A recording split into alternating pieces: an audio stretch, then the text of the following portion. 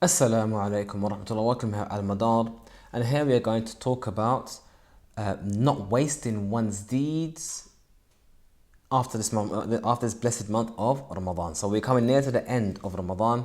We've accumulated many opportunities or good deeds in our records from our fasting and our praying at night time and so on and so forth.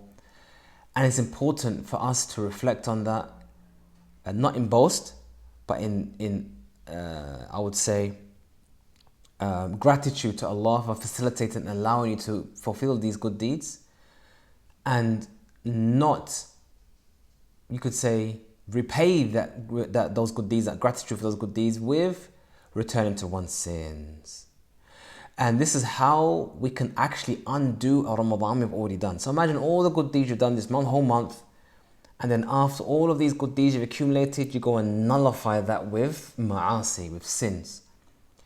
So, for example, one way you can nullify your Ramadan and all the efforts you put into Ramadan is to return to the sins you actually left during Ramadan. So you actually had Ramadan come, you stopped the smoking, you stopped all the sins you were doing because Ramadan time come. Ramadan, supposed sins.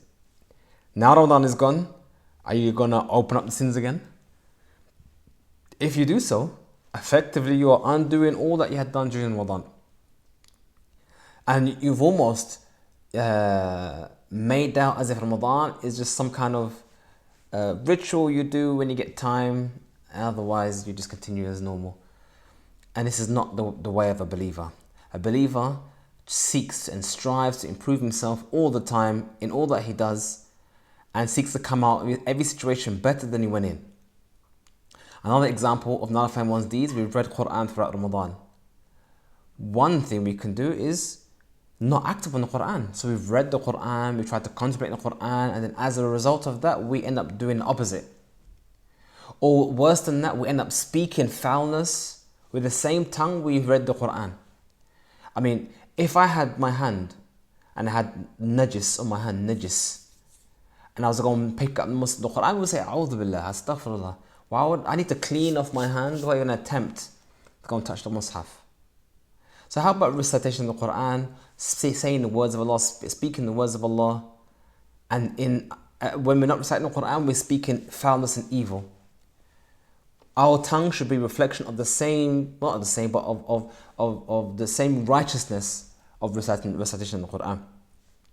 Also, Allah mentions in the Quran, do not nullify your deeds bil manni wal adha, with men and adha, and there's two ways of explaining that, or there's two things to explain. So men and adha. Men will be to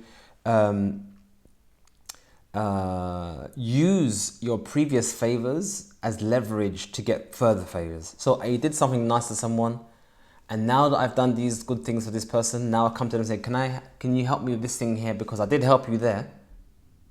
So I'm using my previous good deeds to them to now gain leverage from them. That's the way to nullify that good deed we have just previously done. Or other is to harm someone. So you actually done good for them, maybe help them pay their bills and whatnot, and then as a result of that, you've actually now gone and said to them, you know what? You're rubbish. You know why you're rubbish? Because you can't even pay your own bills. I pay your bills.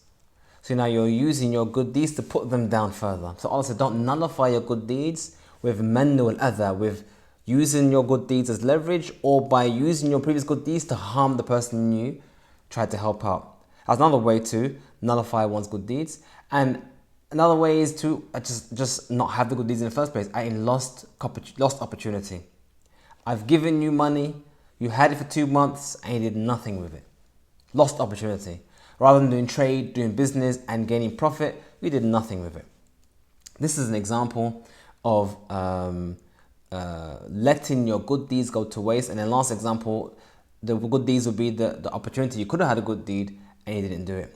We need to take as we conclude the Ramadan, take it as a lesson and encouragement that we don't want to undo all the hard work we have just done for the last month. We hope you benefit from this video. Like this video and subscribe, and may Allah put barakah in what has passed, and then last for me in the remaining days of your Ramadan. Assalamu alaikum wa rahmatullah.